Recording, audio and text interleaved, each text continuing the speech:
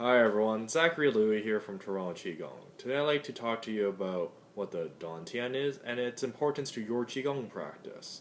Let's start off by looking at its variety of names. Dantian literally translates from Chinese to English as the cinnabar field or field of elixir. Its secondary names could be the Sea of Qi or plainly just the elixir field. Cinnabar or Dan has a very important role in Chinese culture.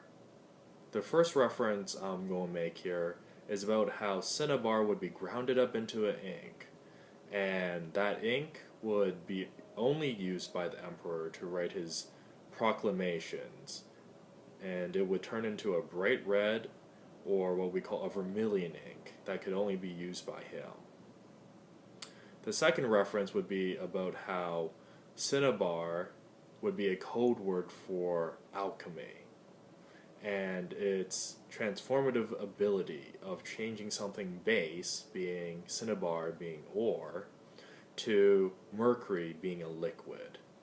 And the whole point of this processing, as a metaphor from a Chinese standpoint, would be to cultivate your health, longevity, and even spirituality of becoming immortal or enlightened.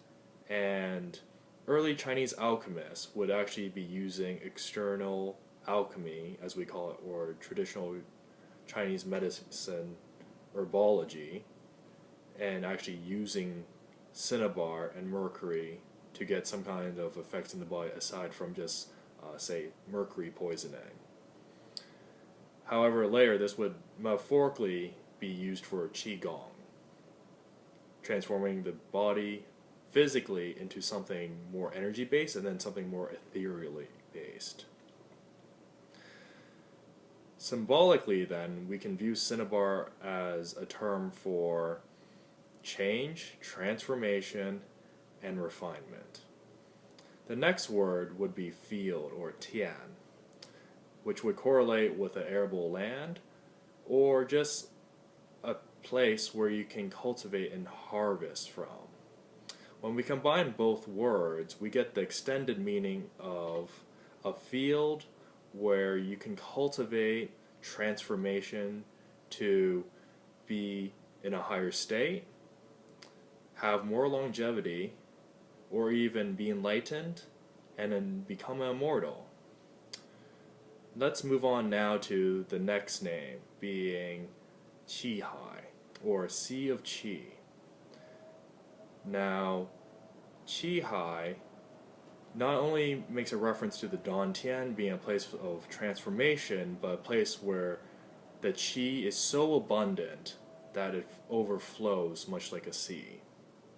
And this is very important because the radical or character for Qi is traditionally written as a piece of rice that has vapor steaming off of it. So think of a cooking metaphor. When you put rice in the cooker and you see the steam coming out, literally it means the rice transforming itself into something a little more ethereal, so then you can eat that physical rice and get physical vitality and energy. Moving on to the next character of Hai or Sea now. Sea is actually a word that has two components to it. One being a radical for water, the next being a word directly meaning every. And the extended associations of this word of sea can also incorporate numerous, a great many, or even flourishing. So we can see how measurement characteristics are correlated with the word sea. Breaking down that character even more, let's take away that water radical completely. And let's take out that measurement component of sea.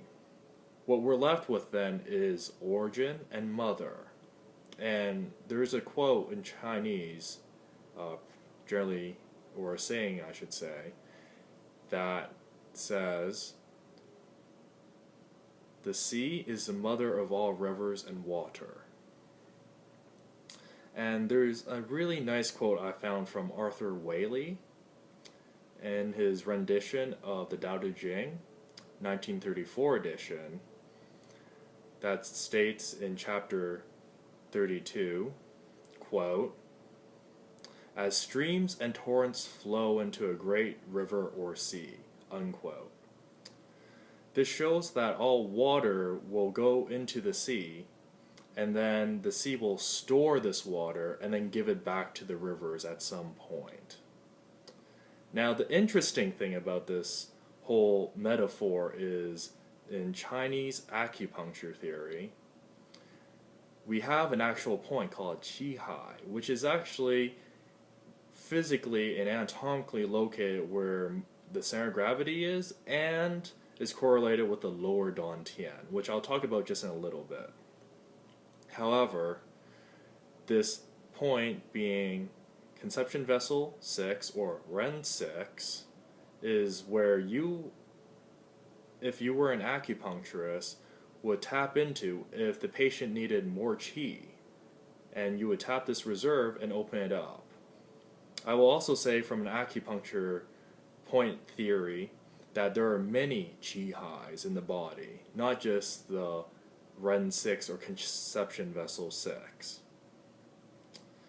Now, when we look at the overall meaning, when we link these words together being, say, qi hai, dantian, things like that, we get the extended or more extrapolated meaning, which could correlate as the sea of energy or mother that originates numerous and great things which can flourish and be measured and then can be cultivated into longevity and spiritual growth, becoming an immortal or enlightened. That's a lot of meaning when we think about it. And that's probably why we would want to actually work with something called the elixir fields or sea of qis in Qigong.